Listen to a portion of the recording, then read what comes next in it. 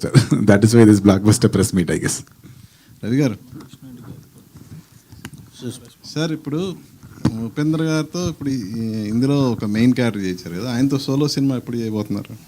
ఇది క్వశ్చన్ అక్కడ బెంగళూరులో అడిగారండి. ఎనీ టైం సార్తో చేయాలంటే అది మనకి ప్రివిలేజ్ అండి. అది నిజంగా మంచి కథ అలాంటి సెట్ అయినాక అంటే మీకు నిజంగా మనం ఇక్కడ ఉన్నాం కాబట్టి తెలియదు కానీ సార్, బెంగళూరులో నేను ఒకసారి ఆయన సినిమా రిలీజ్ అప్పుడు ఉన్నా, అసలు ఐ వాజ్ లిటరల్లీ షాక్డ్. అసలు ఆ క్రేజు ఇది అసలు మా బ్యాండ్ మేళాలతో థియేటర్లో అసలు మామూలు గోల్ లేదు అసలు.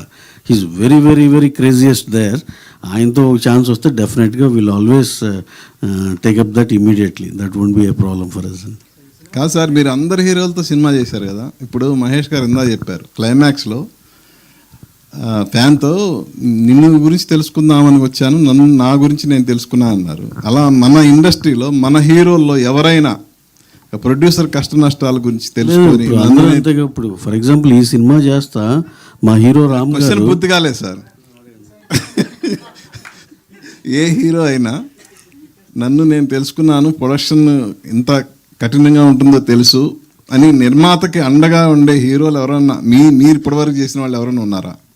డెఫినెట్గా అండి. ఇప్పుడు ఫర్ ఎగ్జాంపుల్ ఆల్మోస్ట్ మా వరకు అయితే అండి చెప్తాను నేను, మరి ఆ డీటెయిల్గా చెప్పాలంటే రామ్ చరణ్ గారు రంగస్థలం అప్పుడు ఆయన రెమ్యునరేషన్ ఇంకెంతో 4 ఎంతో ఉంది సార్, సినిమా రిలీజ్ అయిపోతుంది అంటే ఉంటుందని చెప్తా. నాకు ఎప్పుడు అవసరమైతే అప్పుడు తీసుకుంటాను. అప్పుడు ఒక 20 లక్షలు, అప్పుడు ఒక 10 లక్షలు. ఆయన అసలు అది 1 year 2 years తీసుకున్నారు ఆయన.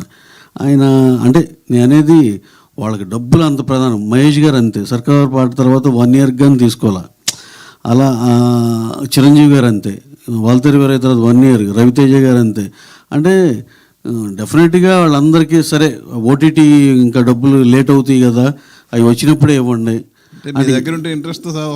ఇంట్రెస్ట్ ఏం లేవండి పాపం, అలా అన్నమాకండి. ఇంట్రెస్ట్ లేవు కానీ అలా రామ్ గారిని మా ఉపేంద్ర గారు అసలు రెమ్యునరేషన్ నేను చెప్పనన్నారు. సార్ ఇదైతే కరెక్ట్ అనుకోండి, ఓకే డన్ అన్నారు. అది యాక్చువల్గా ఆయన ఉన్నప్పుడు దానికన్నా తక్కువ అనే తెలుసు. కాకపోతే సార్ ఈ ప్రాజెక్ట్ కొంచెం ఇప్పుడు బయట పరిస్థితులు బాగాలేదు కాబట్టి కొంచెం ఇలా కన్సిడర్ చేయాలి సార్ అంటే ఒక్క మాట అనలా. రామ్ గారు he has come for back end. ఆయన ఏం డబ్బులు తీసుకోవాలి, నైజాం అండ్ గుంటూరు తీసుకున్నారు.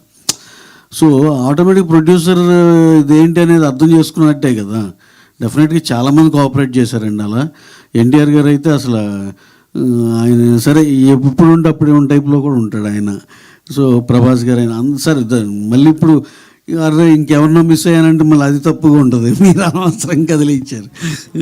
పవన్ కళ్యాణ్ గారు ఇంకోటి ఆయన చెప్పాలి, మీరు అలా కదిలియొద్దండి, మొత్తం అందరిది మళ్ళీ కవర్ చేయాలి. ఎందుకంటే అందరితో మాకు ఆ మంచి రిలేషన్ ఉంది కాబట్టి. కళ్యాణ్ గారు అసలుకి మీకు మిగిలితే ఇవ్వండి లేకపోతే లేదన్నారు. ఇది నమ్ముతారా ఎవరన్నా? పుష్పక ఆయన అంతే, మర్చిపోయా. అల్లు అర్జున్ గారు స్టిల్ 1 year పాటు తీసుకున్నారు ఆయన తర్వాత ఆయన రెమ్యునరేషన్ అనేది. సో అందరూ చాలా కైండ్గా ఉన్నారండి మా వరకు నేను చూసిన ఇది. సో మీరు అడిగిందని ఎవరండి? అయ్యా, so we're very happy for everyone with whom we work అండి. Thank you. అండ్ పక్కన మహేష్ గారు మీ అంకే చూస్తున్నారు మీరు చెప్తుంటే, నెక్స్ట్ లైన్ రాస్తారనుకుంటా, ప్రొడ్యూసర్ కష్టాల మీద సినిమా తీయటం ఎట్లా, దాని మీద కంప్లీట్ ఏం లేదండి. ఇక్కడ నిజంగానే మార్కెట్ టఫ్ అవుతున్న కొద్దీ ఇది రివైజ్ అవుతూ ఉంటుంది అంతే. మార్కెట్ టఫ్గా ఉంటే ఇది ఇప్పుడు గేమ్ అంతా ఏంటంటే నెంబర్ ఆఫ్ డేస్ తగ్గించుకోవాలి, ఖర్చు కంట్రోల్లో తెచ్చుకోవాలి.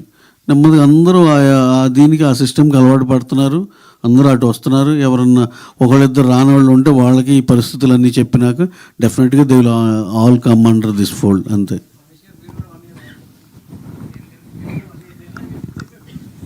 ఆయనది అయిపోయిందండి. రవి గారు సార్, రవి